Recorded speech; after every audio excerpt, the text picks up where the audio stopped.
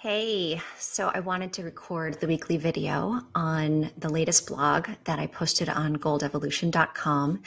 And this week's message was on core values and focusing on your core values and how important and powerful that is in our life and to help us stay on track with living our best life. So here's the deal. Our core values hopefully are simple virtues, simple principles that we value, that are important to us, that we want to have in our life, and we recognize the value of. For me, my values are compassion, courage, resourcefulness, resilience, openness, surrender, just to name a few. But the thing about our core values is, first of all, we want to be clear on what they are. And it's a fabulous, fabulous exercise to sit down and be like, wait, what are the virtues that I value in my life? What are those principles that I know add so much power to who I can be, right? So knowing what they are is the first step.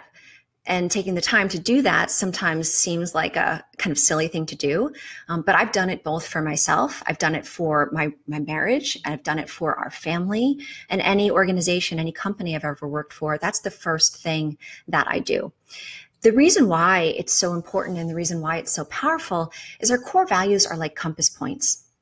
You know, hopefully moment to moment, it is easy to be in alignment with our core values. The problem is life oftentimes is quite messy and things get murky, things get unclear. We get into a fight or flight part of our brain where it is not clear what the best course of action is. It is in those moments when we don't have clarity, when our brain is doing an amazing job convincing us that we don't need to be kind. We don't need to be brave right now. We don't need to do these things that we've already decided are our core values. It's in those moments that our core values have so much power. And I always say this, like, look, if you're being attacked by a dog, if there's an imminent physical threat, I'm not saying kind of take a breath, rest and respond, right? I'm saying if there's a physical threat, go in fight or flight, get out of dodge. That's when it's appropriate. But most of the time when we end up getting triggered, when we end up going into fight or flight, there's not an imminent physical threat.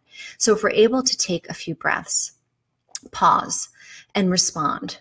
Remember your core values. It is in those moments that your core values will kind of keep you pointed in the direction of your greatest life, right? Even if it's completely unclear, even if your brain is convincing you and doing an amazing job convincing you why you don't need to be kind right now. You don't need to be resourceful. You don't need to be compassionate. You don't need to be brave. If you take a breath and then trust yourself and trust life. Again, not if you're being attacked by a dog. But as long as there's not a physical imminent threat, our core values are like a North Star. When it's really cloudy, when it's really you can't see anything, it is our values that keep us on track and really give us the power to live our best lives. So that's the 5-second on focusing on your core values. But really, again, if you don't know what your core values are, if you haven't sat down and taken the time to spell out and really think about, really feel what your core values are, it is such a powerful and beautiful exercise. If you're a parent, doing that with your children, help them, empower them to ask the questions, maybe create family core values, but then empower them. Be like, what are your core values? What are the things that you really feel are really important to you being you and living your best life? And let them write them down and remind them how to use them in moments when things are not clear, when they get angry, when they get disappointed, when they're frustrated, and say, well, what are your core values? What do you think the next best thing to do here is? That's a beautiful thing to gift your children with. And if you're leading an organization, it's the same thing with your people in your organization, to be really clear what the core values are, then lead by example, really being those values in action, as opposed to just having them be words on a page. So that's the 5-second on core values. Thank you so much for listening. If you haven't been over to my website, goldevolution.com, you can get the first chapter of my book for free. You can get a free morning meditation. There's also a breathing exercise that you can get for free. And you can sign up to get my blogs and you can also see the podcast that I do. So thank you so much for tuning in. And until next time, have a great week. All love and gratitude.